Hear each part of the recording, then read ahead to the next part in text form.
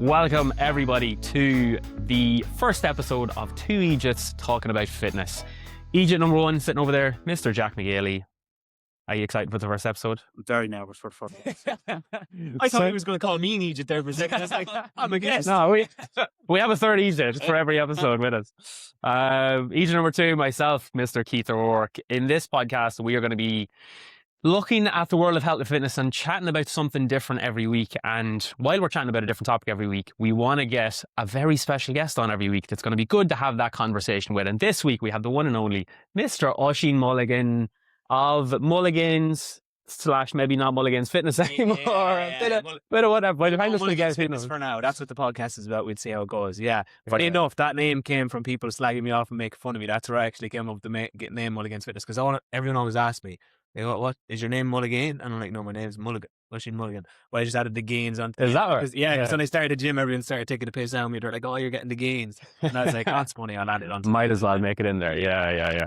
That was always funny. Whenever seeing Mulligans, I was like, that's either a very confident person or someone kind of somewhat taking the piss out of it. If you look at all the personal trainers and the least gains out of all of them online, like. Good name though. It is a good name. If it was your name, it would be a great coincidence. If that was your job as well. It'd be so funny the way I was born. I was born to be in this industry. Yeah. Born into the gains. So, episode 1, we haven't a fucking clue what this is going to be like. We haven't a clue. We'll figure it out as we go. But the first episode, we are going to be talking about a big topic. And it's a topic that probably is part of the reason why a lot of us got into online health and fitness. And it's the question of, is the online health and fitness industry fucked? Because it sure feels like it can be fucked sometimes when you're looking at all the content and everything that you can see out there in the world when it comes to online fitness. So, big question, lots to unpack. Oisin, we'll go to you first. When someone asks you, is the online health and fitness industry fucked? What's your gut reaction, your immediate response to that type of question? Yeah.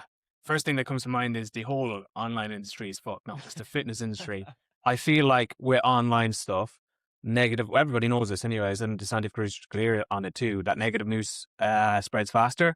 And so when it comes to fitness online, which is meant to be a positive pursuit for so many people, it has become so negative because that's what gets people more virality, more followers, and all that, and more money. Like if you look at anything really online fitness related that has made a shit ton of money, a lot of it is stuff that doesn't make sense or is negative or different things like that. Meanwhile, I think with in-person stuff, if somebody walked into your gym and you were calling them fat or making videos about, people wouldn't show up, people wouldn't go, but the online space makes that a little bit easier. And I think then being able to sell to people that you talk down to or that you trick is a little bit easier online. And yeah, I think the whole online space is a little bit fucked. And then the fitness industry is part of that. But what makes it worse than everything else is that it impacts everybody because of that. And it makes it so confusing that's hard for people to partake in. But yeah, I that's one of the reasons why I felt like I needed to post online, was to try and help that, because I fell into every single trap at the beginning. Like at the beginning, I did 1 meal a day because I heard Joe Rogan talking about how it's the best thing on the planet. I starved myself. I remember like when mom cooked me dinner, I just used to scrape off everything bar the chicken breast on it because there was carbohydrates and the anti-chemicals that are in vegetables or whatever, like all random stuff. And it's a bad sign when you're cutting out vegetables. Yeah, thinking back then is crazy, but when I didn't have any experience where I had the fitness or didn't understand it, it was so easy to be convinced that it was true because they almost tell half-truths. They tell things that could possibly be true and you kind of believe them. And I fell into so many of them over so long. And then when they make you feel so bad and crap about the way that you look or not going to the gym and you're lazy and you're not disciplined for doing these sorts of things, which is so easy for someone to do that online too. But if someone said that to you in person, you punch them straight in the face. You're like, what the fuck you done about? How dare you talk to me like that? But online space is different. So yeah, I think I felt like a part inside me that I needed to stand up for people who were a bit like me at that time. But yeah, what do you think? Yeah, well, exactly like you said, I think the reason a lot of us got into the online fitness space, we all kind of came through doing fitness when we were got into fitness at some point when we were younger or growing up, whatever. But a lot of the reason why I think you see the difference between why coaches go into online versus why people that just want to be mega viral and famous online go online, and they're the ones that end up getting sucked into the negative content, telling people what they're doing wrong. And that's why coaches like us kind of see that online being like, this is fucked. That's not, because when you're used to actually working with people in person, like the issues they're having in person aren't the issues that have been talked about online. Like it's the issues people are having in person aren't like, I don't know what to eat. It's like, well, everyone knows how to be healthy. You just don't know how to make it part of your life. But people are like, you can't eat this food and you can't eat that food. And people in fucking supermarkets telling you everyone's trying to kill you. And it's like, that's not the issue. Like these little chemicals in like this thing over here isn't the issue, you know? Yeah, and I think a big thing as well, I'm just thinking as you're talking there, like health and fitness is everybody's problem that people online think everybody can solve. So when it comes to like influencers and stuff online, a good way for them to make money is to solve a large problem because they can sell to so many people. So people who aren't qualified, people who have no experience in health and fitness might grow a following because of different reasons and try sell the health supplement because it solves so many problems. Meanwhile, if a female maybe goes viral, they might be able to sell a makeup product, but that's 50% of people that they can't sell to. Well, health and fitness, they can sell to everybody. It doesn't matter if you're male or female. So it's easy for them to come up with a supplement to be like, this helps X, Y, Z if you take this. And it's like, that's why so many of them do it. And it's so hard. But then when you're putting out the proper information in a positive way, it's harder to go viral. And because of a lot of us coaches who start off in the industry aren't as confident as those sorts of people starting off with, because we've all experienced not feeling good about ourselves. We've all experienced maybe having a little bit more weight than what we'd like. We've all experienced feeling a little bit weak or feeling not good enough. And with that, it's harder to start posting online to get your message across. But for those people who are already like that, where they haven't had to experience that struggle, it's really easy for them. And that's where I think for us, it's harder to get more of us on our side to post and to tell people. And that's why podcasts like this is important. As much information that we can get out online is important to try and tackle it, even though sometimes it feels like you're fighting a losing battle. Yeah. How did you end up originally getting into coaching? By an accident. So I was living in Dundalk and I was training in the gym that a friend of mine's brother owned. And it was just a case of, are you bored? You want to do a couple of hours? You know, we needed a couple of hours done. So I ended up just working for, I think it was €20 for a day or something like that. And you know what? It was the best time I had. It was because you were chatting to people all the time. You were learning about people's different skills and stuff like that. And when we were, and like before this is before like social media. So this is like, give me age here, it's like 2014, 2015. And this was before fitness advice was massive on social media. It was still there, but it was just more so influencers and stuff like that. Gymshark athletes. And I think Gymshark was on the rise. Steve Cook was, I think he was on my Yeah. bedroom wall for a while. Those guys, every single one of them have now come out and said they're on steroids the whole entire Yeah. Exactly. Yeah. That's nuts. Like for me, that's like, how the hell is that legal? If you went into a bloody shop and they sold you something that wasn't, if you went to buy a bar of dark chocolate and you opened the bar of chocolate and it was white chocolate, you'd be like, you fucking sold me something that wasn't true. So you're selling your programs and shit that weren't true from the whole beginning. They get away with it because it's okay to do. And it was crazy because they were selling you gym programs with no nutritional advice, no mindset, no behavior change. And you were like, am I not going to get massive here doing 10 sets of 10 bicep curls for the next 6 weeks? I think, you know, if you haven't done like 10 sets of 10 at one stage when it comes to like training at that age, like that was prime where like that's what I have to do. I just need to do more. Just need to do more of everything. I remember doing like 10 by 10 of like squats and almost dying at the age of like 21 doing it. Yeah. There was no progress. You'd be in fits. But while I was working in the gym, I found the best thing for me was I was working in a pub at the same time. Yeah. So like Monday to Friday, I was in the gym. Friday, Saturday, Sunday, I was working in a pub and a restaurant. So I was seeing both sides of people who were in the gym. And I found that personal trainers who are in that environment all the time and they're in the gym, they just think, well, that's just all people do because they only see them in the gym. So they only seen people in a gym. So it was like, you know, when you're in school, you seen your teachers and you only seen your teachers in school. Like when you seen them outside of school, it was absolutely mental, you know? So I done that for about 5 or 6 years before I done any sort of online content or anything like that. So you were learning the skills of like what people's lives are actually like and how you can, you know, maybe help them. Yeah. Because what I found was that the skills to actually transform someone's life and what they wanted to do was completely different than what people what they were telling you to do on social media. You know, if you want to help someone drop body fat, build confidence, do hard things, improve their habits, that's a completely different set of skills. And you need to understand the person more than how to understand growing to 1 million followers or getting a viral piece of content, you know? Definitely found that because of that, like you said, we're probably rewarding, you know, entertainers, content creators, and actual coaches trying to help people do hard things, because when you see social media, you only see what's on social media. You know, it's a highlight reel. Yeah, I think in terms of that as well, like if you think about online, I don't think people realize that just because someone talks about something online that they don't actually know. Like, for example, if I saw someone online saying that if you drink this glass of water with lemon and it cures your rickets, like, oh, I'm not going to bloody believe him. I'll go to my GP and ask, but for some reason with health and fitness, people treat it as if it's not as serious. The fitness is a primary thing to all of those other medical problems that you have, like exercise is the first response to. And if you're doing those things not the right way, not following the right advice, it's like almost harming you in a way, but it's not seen as serious as if you walked into the doctor and they gave you the wrong medication. Yeah. If the doctor gave you the wrong medication, you'd be like, what the hell are you doing? Like, you're after giving me something here that doesn't solve my rickets. I love the rickets. I don't use I remember that from college, but I was going to ask you, in terms of, you said like that with the online space, most people don't see both sides of the coin. So most people don't see that people are struggling, how to speak to those or how to approach a person who is really struggling. I feel like in my college course, I didn't get taught that. And I did 4 years of sports science. So it's not like the only problem is online. It's also education for personal trainers is wrong, in my opinion. For most of them, in most courses that you look at. Oh, absolutely. I remember doing my personal trainer certificate in 2016, and I was showing the instructor how to do a leg extension, and there was 2 instructors there, and I think they were saying, extend your legs, hold it at the top for a little bit, and then one of them said to me, "Why are you saying hold it at the top for a second?" And I was like, "It's just because I thought it sounded cool." Yeah. And then the other fellow was saying, "No, that's actually a great thing to do." And the 2 lads were arguing with each other. And I was just like, I'm going to step away and do some bicep curls instead. The question you get asked, did you ever get asked in that when you're asking about teaching the leg extension? What happens if someone doesn't want to do a leg extension? That should be a question. What happens if someone doesn't want to do?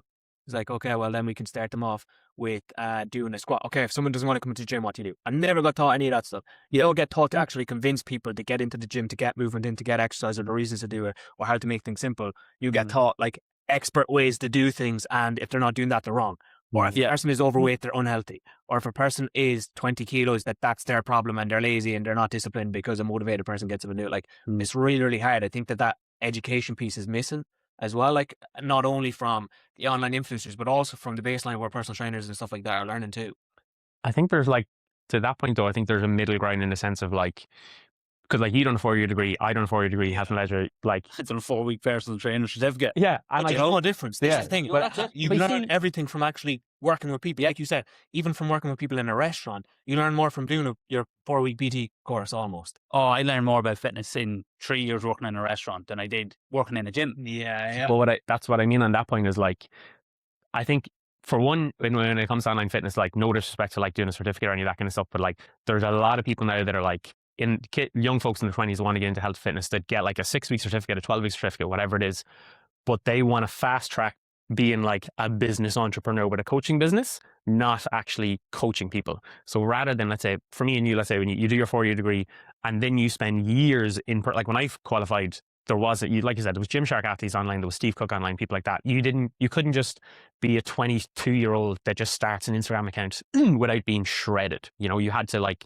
either be shredded so you look good, so Instagram would like put you in front of people, or you just become a good enough coach that people want to work with you, and you build up coaching from actually working with people. So like when we graduated college, it's like you find a good gym, the best other coach you can find and work under them. You learn what to do.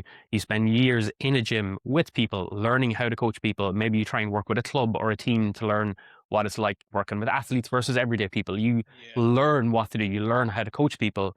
So then when you transition to maybe doing something online, if someone's like, hey, I don't know, you're asking me to do an RDL. I don't really know how to do an RDL. You're like, okay, well, here's the 5 issues. A person in the gym that I've been with, here's how they would be struggling with it. So you know how to talk about fixing it via an online platform versus if you've never done it, if you've just got your coaching qualification and you've been like, okay, now we need to go viral on social media, and you're putting more emphasis into social media videos to go viral, to be funny, to be entertaining, and then you're 22, you all of a sudden you have like 100, 200,000 followers, you have 50 or 100 people reaching out to you to want to work with you, and you're just like spitting out programs being like, I'm class. Yeah. Like I have the business, I'm making loads of money, but I've worked with 5 people actually in person my entire life, Yeah. It seems like people are in a rush to get to that point in the business rather than become a good coach first. Yeah. Like get your qualification and then become a good coach through working with people. Because it's hard to, like you said, like learning how to be a good coach is working with people in person, being there with them. It's like there's only so much you can learn through education. Like it's not that absolutely get as much education as you can, but then apply it to people and then share that with your online audience rather than just being like, I want to be an entrepreneur that has 250,000 followers and a coaching business where I don't coach anyone because I'm above that. So like for people, I suppose, to be relevant to people that are listening to the podcast and stuff like that, how do clients, how do people listen to this podcast who want to get help know that from someone's Instagram profile? How can they know who's someone that wants to be a coach or someone wants to be an influencer? John, know my number one. Take on the tagged photos, and if you see them tagged in a post that they've made 6K per month off a different business mentor, don't go home. Literally, I'd look at the tag posts. If there's a business mentor mentioned and they're mentioned, I don't mind helping someone build a business. But in terms of if a post says this person is in 10K per month in this mentorship, don't go to them. That's there. That turns you off immediately. Straight away. Because again, instantly someone's behind the scenes trying to help them just make money. When did it go from trying to help people to just make money? I understand none of us can do this job unless we make some sort of money, and that's important. It's an exchange of energy. You're helping someone else and they're giving you energy by giving you money. That's the way that I see it. But I think when we start to switch it and it just becomes about the money, people get left behind. So that'd be number one. Then number two for me would also be like, does your coach give a fuck? Sit down and ask, does the person who's trying to help me out here actually care about me, or are they making me feel worse about myself? Because so many people get caught up in getting coached by someone who doesn't actually care, who makes them feel, if your coach is making you feel worse about yourself, find a new one. And it's nothing wrong with that coach. It might necessarily their communication style doesn't suit you, because I know for me, if my coach called me a fat bastard, I'd be like, I'm not working with you. It doesn't help me. That doesn't motivate me. But for someone, maybe if someone calls you might find that motivating. I don't know what sort of person would find that motivating to me. But what I'm saying is that communication style might work for you and find someone who does. So it's kind of hard. Like, what would you say or you say in terms of trying to find a coach or see from the outside perspective of someone who's looking for someone to help with weight loss or nutrition? I suppose it's a very hard question to answer, because I wouldn't be someone who would probably, and this is probably going to just completely shut my business down, I would not solely base it off someone's online personal brand or persona. Because yes, you can see how someone lives, how someone trains, and you obviously want to have their aspirational identity, what they do. And that's usually the reason why someone would go, plus probably the results that they get. But social media is so fake that now it's 2026 and you can't really believe what you see. I think that the thing on Google is, I don't know, you might be able to quote me better on this. You have to watch someone's content for 7 hours and consume them on 11 different profiles. Someone get this right somewhere. I don't know where this. At the same time, that's what mentors tell you. So you'll do 700 different things. Yeah. Like, you have to have a podcast. Oh, start a podcast. Yeah. You have to do this. You have to do that. And you're like, people are spending so much time on content and not fucking coaching people and becoming a better coach, I do think there has to be like that level of personalness there, that you actually do have to know the person. I suppose that is why we started this podcast, because we've seen that there is such an influx of, people growing so quickly on social media, and like your following used to be to show how long you're in the industry and your maybe even your education and how many clients you've worked with successfully, where now it's just a case of, if you got a viral video, which can be quite easy to gets 1 million followers, sometimes that's actually antitrust. And now I would look at someone and go, right, what's the cheat code? How did they get there? Especially when you see they might have done 300, 400 posts. You're like, you haven't put in the reps to get there. And if you haven't put in the reps to get there with your social media, have you put the reps to get there with your, with your fitness coach and stuff? I think it's also when you go onto someone's page, I think the first thing I would look for, if I'm looking for a coach, and even when I was looking for a coach myself a year or so ago, you want someone, in my opinion, again, there's different coaches for different people. If you're just like a bodybuilder that wants to get shredded, go and find a bodybuilding coach that's going to get you shredded. That's cool. But for who's probably watching this, normal everyday people, if you're trying to find a coach that actually gives a shit about you and gives a shit about the people they're working with, if you go into their page and like every post is just about them, where it's like either shirtless photos of them, or it's their journey, their transformation, or they've got no post with clients except for before and afters the whole time, that's kind of the business that most of the time is trying to get people in, get them shredded, get them out, make money, and post about it. Whereas if you go onto like your page, or you go onto my page, or even your page, there's photos of you with clients after doing a half marathon. There's photos of you with clients at client meetups. There's photos of you with the people that you're working with, where you're trying to build a community because you actually give a shit about them. There's posts of like, hey, look at these 3 or 4 clients that just done the Dublin Marathon or something. It's like stuff that you're helping people achieve, rather than just look at how shredded I got this person. Because no disrespect to getting someone shredded. Again, if you want to get shredded, find a coach that's going to get you shredded. Absolutely. But like, getting someone shredded when they come in with the motivation to do it isn't that difficult, in the sense of like, here's really low calories, here's a really intense training program, and if someone can go and just do that, they're going to get relatively lean and get in good shape if they just have the dedication to do it. And sure, you need a coach that holds you accountable and everything, but like, when I was working with a coach, me getting in great shape wasn't that hard for me, because I love it, and if you just give me the right plan and tell me here's what I need to stay accountable to, I can go and do that. If I done what with a normal person that, like, if we coach a normal person, you're like, here's low calories, here's loads of gym. That's not going to work because their issues are like, I can't go to the gym because my child is sick. Well, I people can't go. think that's what they want. That's the hard part. People think Yeah. they want to get shredded and don't actually know. And then coaches can take advantage of that because they reach out and they want to get, but don't explain what's actually required. And again, is that fully the coach's responsibility to understand or to do it? But I think part of it is because if you went into a doctor and like, I want to get steroids because I want to get massive, I would be like, do you know, there's these health effects negative if you go and take these and this. Like, again, I think it's up to most coaches as well to try and be as clear and honest. If someone comes to me and wants to get shredded, I'm like, look, I'm not the coach here because these are the negatives that I see in that. I don't see a positive in it. But reach out to somebody else maybe if you do want to. I think that's the hard part. Another good thing as well for people is questions. Like, for some reason, when people click onto an Instagram profile and someone's helping them, they find it hard to reach out and ask a question. I would find with my page, sometimes people message, I didn't think you'd respond because you have X amount of followers. But I'm open to as many questions as you want because then you'll find out. So if you're ever wondering about working with a coach or you're listening to Keith or Jack here and you're like, oh, I'd like to work with them or myself, like actually just send them a message and see what their response is to it. Yeah. Or how can you help me out with this situation? And if they don't respond, you might have the answer to you that, like, they could be just really, really busy at the same time. So that's not always a bad thing. But in terms of like, ask them different questions. I think the question that we all probably hate straight away is the first, how much is the I think that's an important question for people's budgets. Yeah. But I also think in that, it's like, well, what do you want help with? Like, how can I help you? Yeah. 'Cause if I can't help you, does it matter if I'm charging €1 or does it matter if I'm charging fucking €4,000? If I can't help you, I can't help you. But I think asking questions is something people are afraid of because they're like, oh, if I ask a question, I have to pay him straight away. It's not the case. No, absolutely not. Yeah.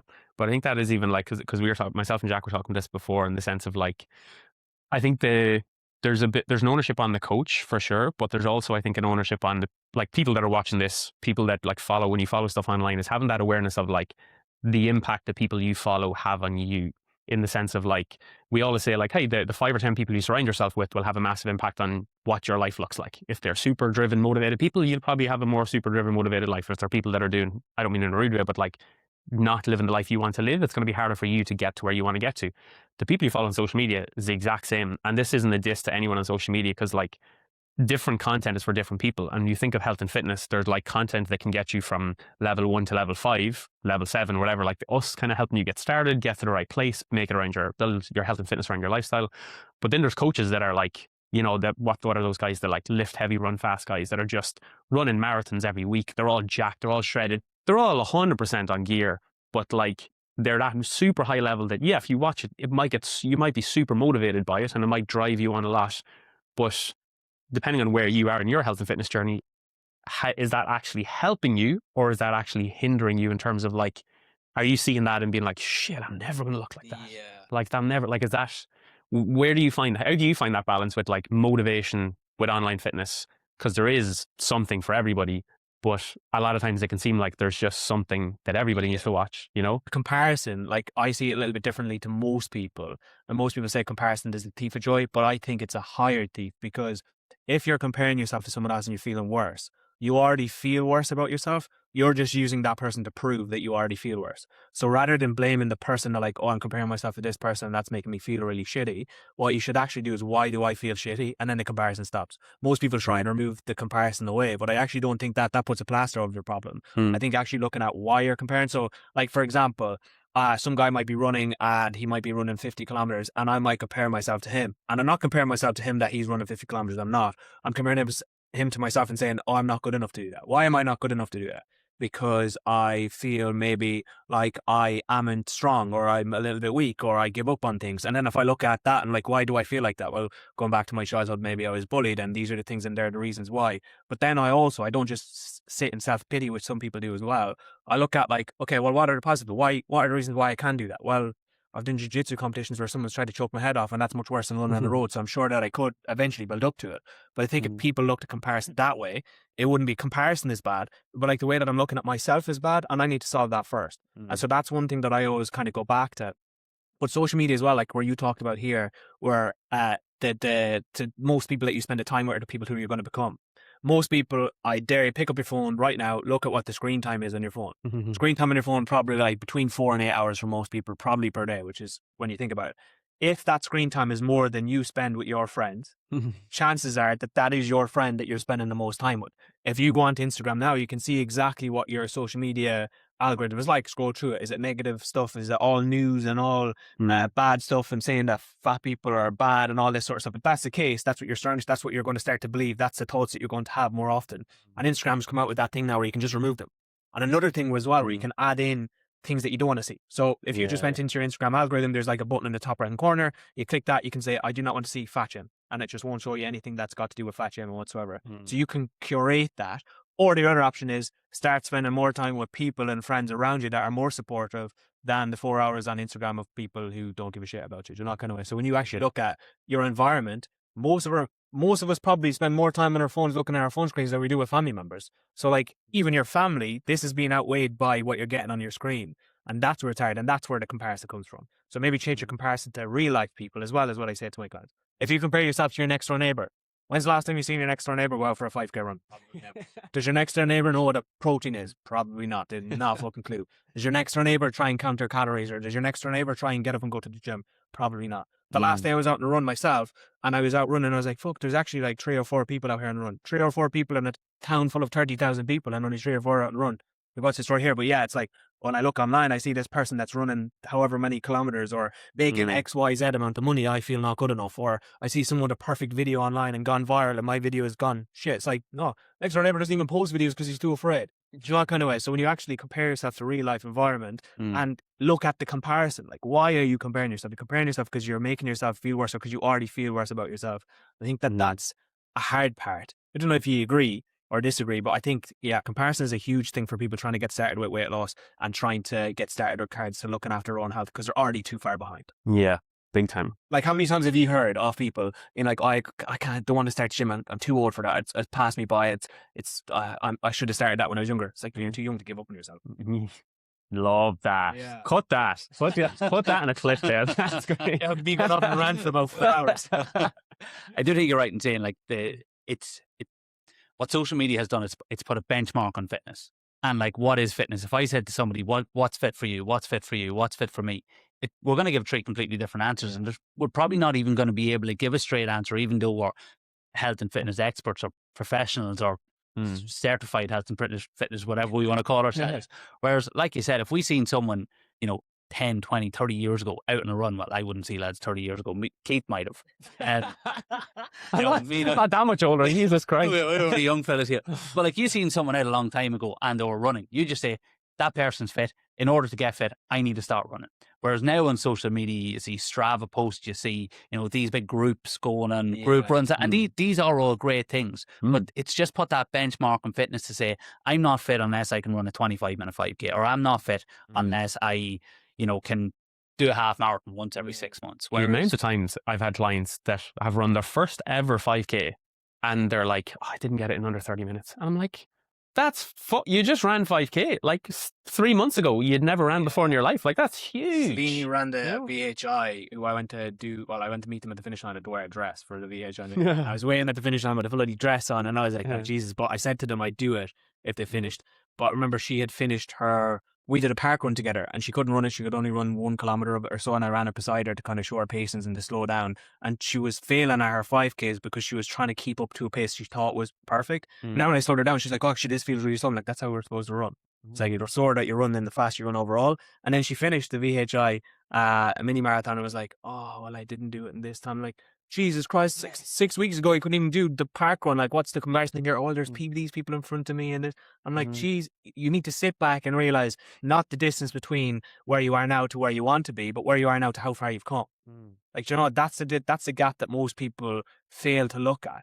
Because, and especially, I always see on podcasts people say, oh, Irish people, because Irish people don't like, I think it's actually all people really don't like bigging themselves up. Maybe Irish people are worse at that than anything, but actually acknowledging your wins, doing things that are difficult, and being able to say, yeah, do you know what, Jack, I did a jiu-jitsu competition and I fucking won and I was so strong, and that's even hard for me to say here and say it on the podcast. But and we're trying to get our clients to do the same thing. So I think that if we can get more people to do that, it's only going to build their self-confidence. It's only going to build their self-belief. It's only going to help you. Like, how does telling, oh, well, yeah, I did a 10K VHI mini marathon and I smashed it. How does that hinder you? Yeah.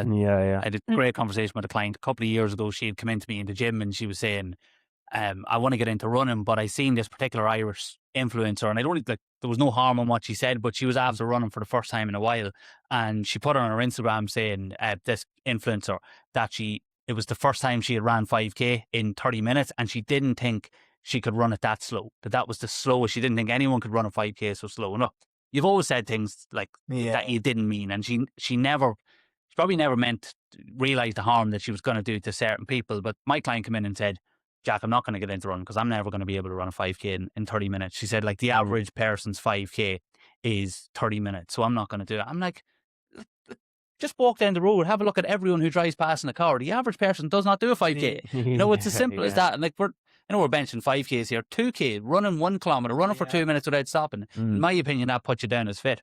But then she did the women's VHI mini marathon the weekend gone, and she voice noted me to saying she actually seen that influencer there who was running and running well, and my client had ran it in whatever the time was. I can't even remember. It was between 30 something minutes, whatever it was. And she just said, I actually felt amazing doing it. And I could tell by looking on her face that she wasn't having a good time doing it. And it was just a full circle moment for me. And this was just a small conversation we had in the gym 2 years ago. Now, she was saying it to me, and she was in a pub and she was voice noting me. But I was like, this is unbelievable.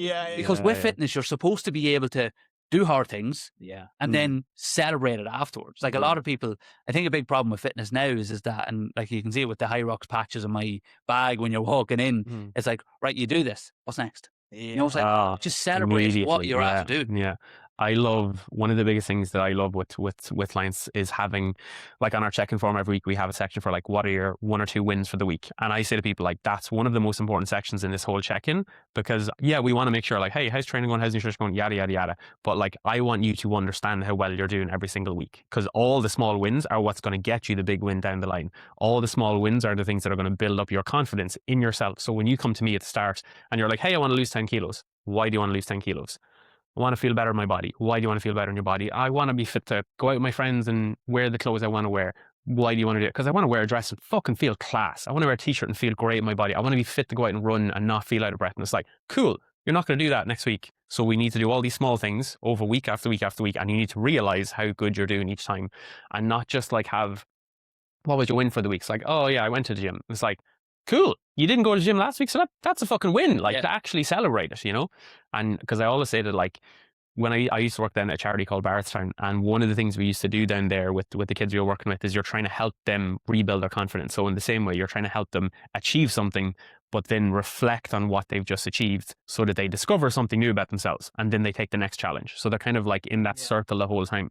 And that's what I'm saying to people is, like, we're going to set a lot of little mini challenges that you're going to think like, sure, that's grand. And it's like, yeah, but you do that, then you do the next thing, and then you do the next thing. And when you realize you're doing all these things, eventually down the line, you're like, holy shit, like, I can do what I set my mind to, And if you're never reflecting on the things you're doing well, then you just get to the goal. You're like, cool, I done the goal. And then, like you said, what's next? Like, I've done this one, now I do the next one. And it's like you're always chasing something. And there is that idea of like, cool, it's good that you want to keep leveling up, and that's awesome, good for you. But like, sometimes just take a step back and be like, geez, I've come a long way. Like, I've done really well over the last while, like whether it's the weight that you've lost, whether it's how you're feeling now, whether it's you've just done a mini marathon and you've just ran your first 5K. Like, I feel like whether it's Irish people or people in general, they're always just, that next thing is always there, and it kind of prevents sometimes you from just like enjoying the journey rather than, like we always say, like, enjoy the journey rather than just the destination. But like, legitimately, how do you just enjoy the journey? You just like realize what you're doing well and take it in and be happy with that, and celebrate it when it happens. I think you being there in the dress at the end of the cool moments, then to be like, remember he was there, like that. That was a reward. It was a reward. But the 10-point scoring system is something that I use. I actually find really beneficial for anyone that's listening. If you just write down and rate your week out of 10, it's like, oh, what do I give my week out of 10, or what do I give myself out of 10 for this week, whatever it might be, and they might say a 7. A really good way to generate wins is, why isn't it 1 score less? So a lot of people are like, oh, I sure I'm only a 5 out of 10, but it could be a 4. So why aren't you 4? Or you might be a 1. Why aren't you a 0? And that instantly is like, oh yeah, well, I'm not a 0 because, actually I sent in my check-in today, or I messaged you or reached out. And then it's also, how can we be +1? And then not to be like chasing something all the time, but also to realize that if you keep going +1 for 3 weeks, you're at 10. Then you have to put down in a piece of paper, I'm 10 out of 10 this week. Because I +1, +1, +1, now I'm 10 out of 10.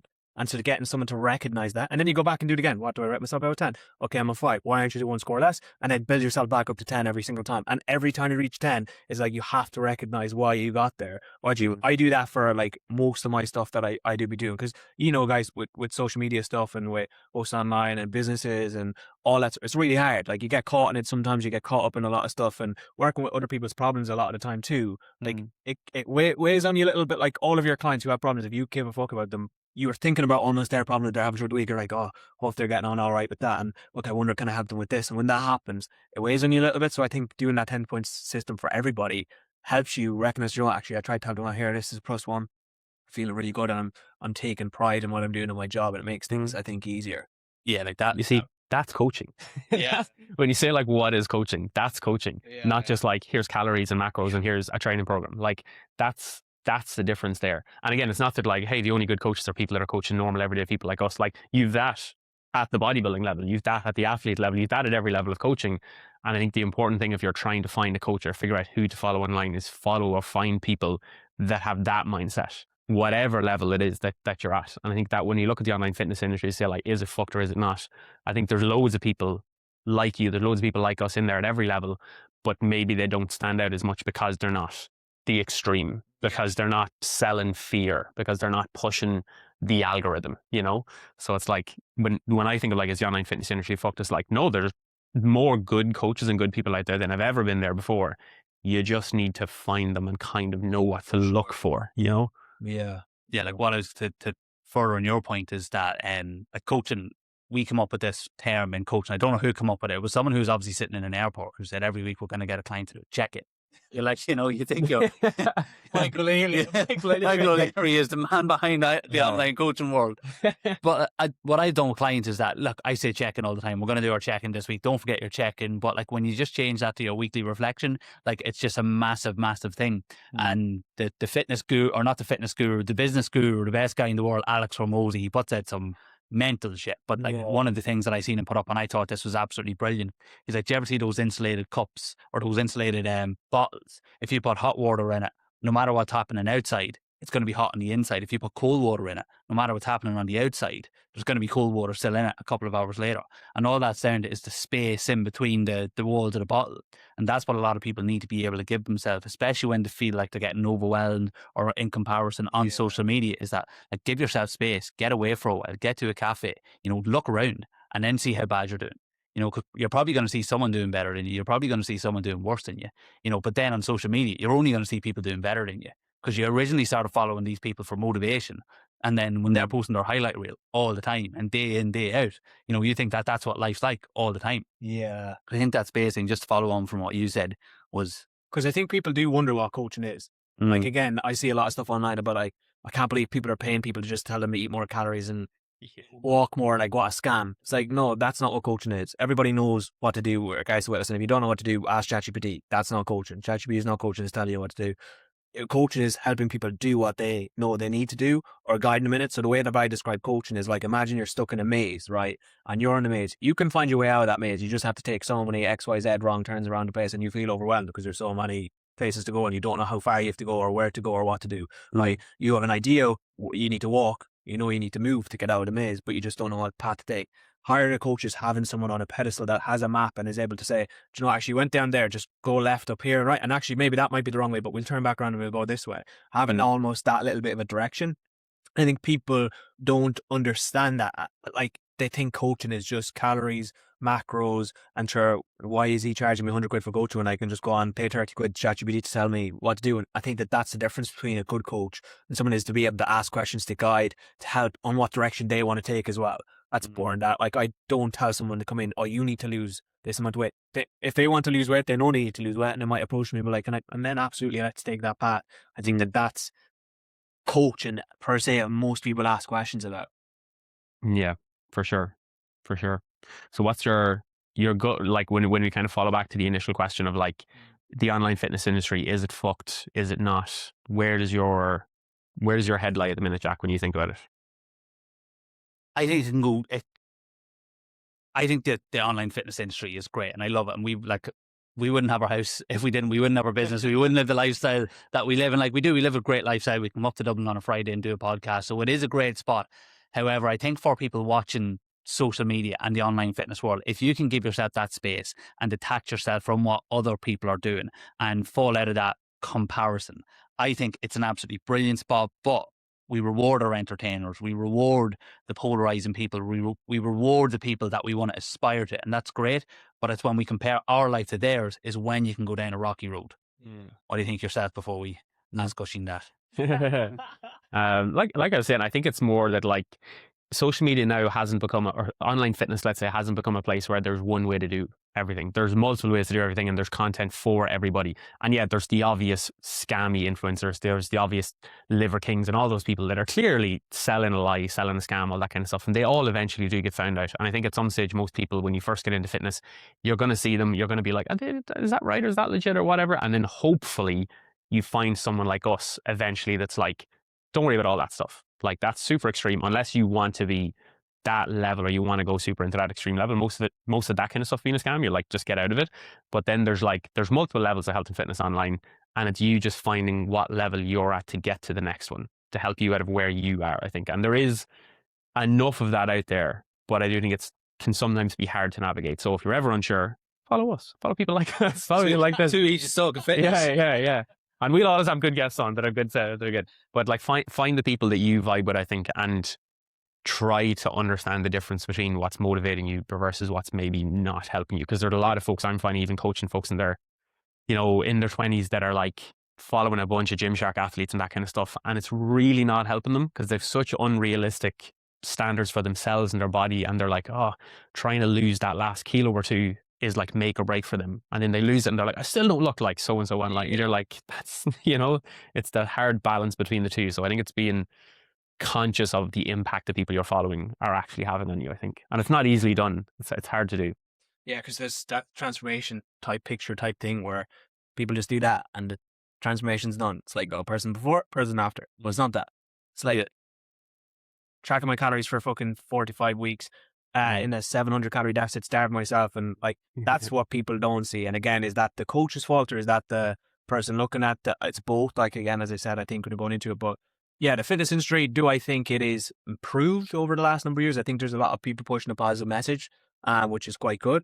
Do I think other sides of it have gotten worse? Yeah. And I think that you're never going to get rid of it. Like, no matter what we do, that's not going to happen. Even like, no matter how hard you push against videos, they're always going to push back. I think education is the best thing that we can possibly do, and trying to get more people with a positive message out there to have the confidence to post online to talk about it. Like, I know so many good personal trainers that are really, really good coaches that find it hard to post on social media because it's scary. So that's one thing that I'm like, fuck, if I could give them the confidence to be able to post, that we can help even more people. Because, and I think the personal training industry is gatekept a lot. Like, from people from the place where I came from, I was 130 kilos and lost 60 to get down to, like, let's say 70. I think it was 60 at my 69 at my lowest or something crazy like that. But at that stage, it would have been really hard for me to post online because I've seen so many people talking online about, if you're overweight, you can't post, or you have to be in shape to be a personal trainer and all this sort of stuff. In terms of it helped the industry in terms of keeping them being lower coach, and everybody else who's not feeling good enough can't post because I'm not shredded as this guy, and I can't post because I can't get my information that I have. And I think that made the industry harder. And I feel like that side of things is getting worse now for some reason. That the fitness industry is being gatekept, as you said here. Like, everybody's goals are completely different. Goal might be to run a high rock, so you better run on a high rock or doing a high rocks when you're 4% body fat, or you better doing high rocks when you're 12% body fat or 20% body fat. Which person's going to perform better? My head probably somewhere in the middle there. For jiu-jitsu that I do, it's completely different. I have a weight category that I have to hit into, and I might go down to the really low weight category. I might like the one that I'm currently at, which is 82. And if I sit around here, if I lose a load of weight, it's not going to help. So, like, does that make me a better coach? Does it also make me a better or worse coach if I've been in a position of 130 kilos to understand what that's like? Yeah. Do you know, that kind of way? But then, can you disregard someone who hasn't been in that position? Because they can also understand by working with people. But I think when we're judging personal trainers off their bodies, that's a part that I recently have begun to fucking hate. We'll let you move on to the next question. Is that the first curse we had in the podcast? Yeah. The best one? No, we are cursing at the very He's it's the curse at the very start. of the opening Don't day. let Jack get bored over here. That's your job. These weren't what I wanted to talk about. I love how when he mentioned the positive things about the fitness industry, he was like, "Yeah, well, we can't complain because guys, you forgot to mention the 6 Lamborghinis you have outside." He is the coach we're talking about right now. They're sure he's coming out of it. I have a van that I crashed about 3 times. It's great. That's tax man. It is a van. Yeah. It is a We van. won't talk about tax in here. Yeah. Come here, Oisin. Great having you on. At the end of every podcast going forward, we want to have like a little bit of crack and get to know people a little bit more. So one of the things we're going to do is like quick fire questions at the end. So we're going to go. I have about 4 or 5 for you. Jack's about 4 or 5 for you. You don't think too much about them. But let's get them. Don't explain my answer. Just give the answer. Explain a little bit. Okay. If you give a wild answer, I want to know why you give a wild answer. Tato or hunky dories? Tato. Classic. Has to be. Has to be, yeah. That's a silly I won't question. express my opinion on why I asked it today. I feel like That's hunky dories, yeah. You're You're not not. Irish. Breakfast roll or full Irish? Full Irish. Has to be. I like a quick breakfast roll sometimes in the morning time. If going off somewhere, that can be nice. But I feel like sitting down and actually having a meal is nicer. Yeah. Oh, that's a homely answer. Do we disagree? Nope. No, not so far. Okay. Right. Yeah, full Irish, I'd say as well. Would you prefer to fight 1 horse-sized duck or 100 duck-sized horses? Take your Brazilian Jiu-Jitsu mind out of it now. Because I'm trying to think which 100. Can So you- horse. Yeah, horses have a longer neck. You could easily choke them out. You're thinking of choking out of it. A massive duck, like you can't even jump on him or nothing yet. I don't know. Can you choke out a horse-sized duck? Horse-sized duck? No, too big. I think is it? Yeah, fuck it. Yeah, I'll give just me go- I'll one. go with the 100. Is it? I'll go I with the haven't 100 seen million it. ups. I kicked them around the place. No problem. Pineapple and pizza, yes or no? No. I like when people I'm speak looking like here. that. I'm looking here. The No, picture no. of me. Really? Yeah, good. Stay away from it. Grapes though. Grape on pizza. Really? What? You fucking. That should be strawberries on pizza or something. You weirdo. Look up Jamie Oliver making a sausage and grape pizza. Just look it up on YouTube. Don't judge me until you've done it. Don't judge me until you've tried it. Unbelievable. No. Unbelievable. What's the dumbest thing you've ever done on your own fitness journey? Oh, dumbest thing I've ever done on my own fitness journey. I remember I was doing bench press, right, for ages with the free bar, and I couldn't go over 100 kilos. For some reason, in my head, I thought if I put it on the Smith machine, I'd go over 100 kilos. And I thought, because obviously you can like flick the things, but I didn't realize you can't flick the things if it's between. This is towards the beginning, that you can't just flick it at any point. It has to be on the hooks that you still flick it.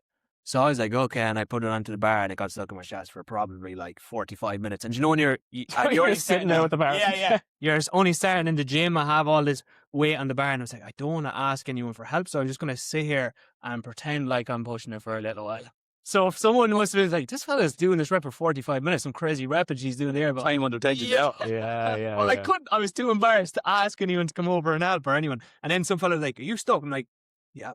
And he just came over and he helped me lift it up. But that's probably one of my most I embarrassing. see your arms just holding it like that. On Actually, that's not I going don't to know. struggle. How do people? I won't say how do people die doing bench press because I'm sure that's an insensitive thing to say. Mm. But I just rested on my chest for the whole entire time. I was actually sound like I was.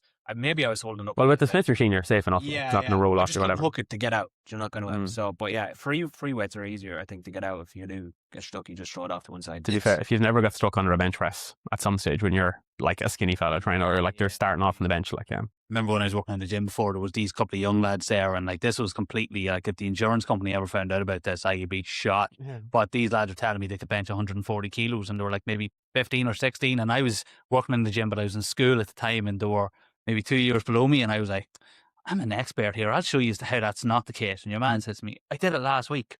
So next thing I was like, right, go on, show me how to do it. And I stood behind him and I spotted him and he'd done it. And I think he popped a shoulder blade or his collarbone or something like that as he was trying to bring the thing down. I was like, just sign the waiver when you come in, yeah? So you're a great coach. Yeah. This is actually before he did with Bear. Ah, yeah, that's a yeah. This is when the gym was entertaining. Yeah. That's why I had to go online. You got all your questions? Yeah. Right, Oisin, you can only watch one TV show for the rest of your life. What is it? Oh, don't know. This is a hard one because there's so many I've watched. One of my favorite, most recent series that I watched is, I'm weird with documentaries and stuff. Have any of you seen the Chernobyl one that was done on HBO 8? Yeah. Oh, unbelievable. Yeah. Some people Unbelievable. don't know about that. That was Mm. one of my favorite series that I've ever watched. And I Yeah. think that, and I watched Band of Brothers probably like 460 times, but I've Mhm. never ever watched the last episode.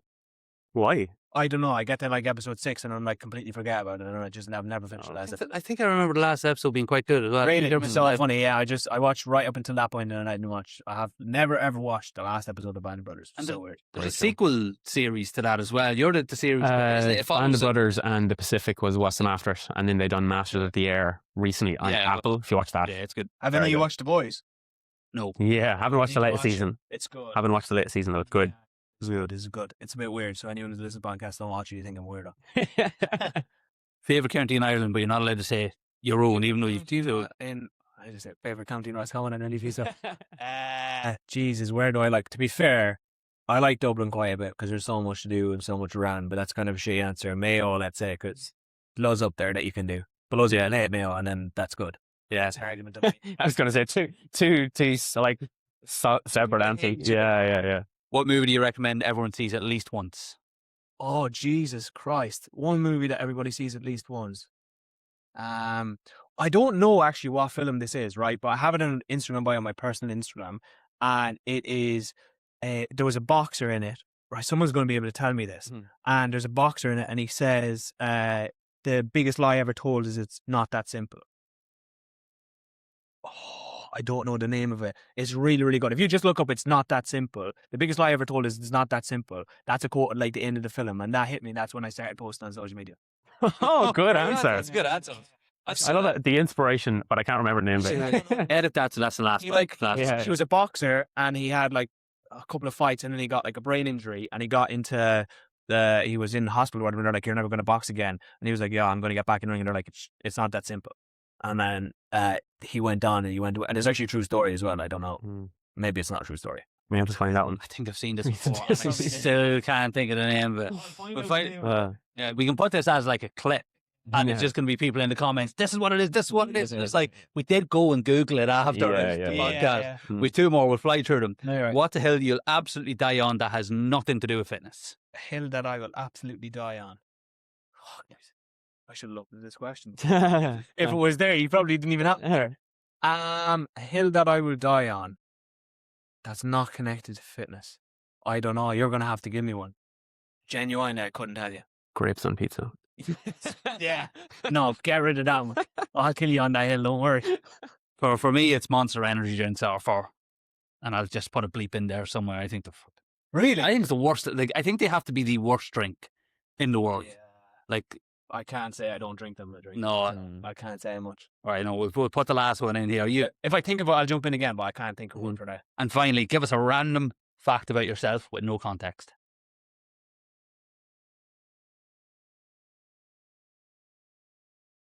I should have fucking looked. A random fact about myself with no context. Or you can have context. Yeah. I didn't even know like what sort of fact I can tell about myself. If you go at the front door of your house, what county? And if you go at the back door of your house, what? Oh yeah, that's actually a good fact. Yeah, front door of my house, I'm in Roscommon. The back door of my house, I'm in Westmeath. Ladies and gentlemen, that's 2, 3, just so bit. Yeah, Oisin, thank you for coming on. Thanks First a million for episode in the books. We'll have more very special guests on every single episode, but for now, Oisin, thank you so much for coming. Thank you so much. Great having you on. First episode done. Where can the people at home find you if they're looking for you? Yeah, Instagram, Facebook, all the usual, Mulligan's Fitness, and front door of my house, Roscommon. You'll find me there. Back to the house, in Westmeath. Don't show up at the man's house. We'll put your Sean's airport Bar on weekends. Sean's the oldest bar, great pub. Yeah, the oldest pub in Ireland. You find me in there. Christmas special podcast. Yeah, we should do it there. Yeah. in That'll be Sean's the Bar. goal, maybe. Yeah, Maybe that'll be the goal. we'll do that one. Christmas with it. Christmas episode coming up. Yeah. All right, we'll see you next week. Thank you so much.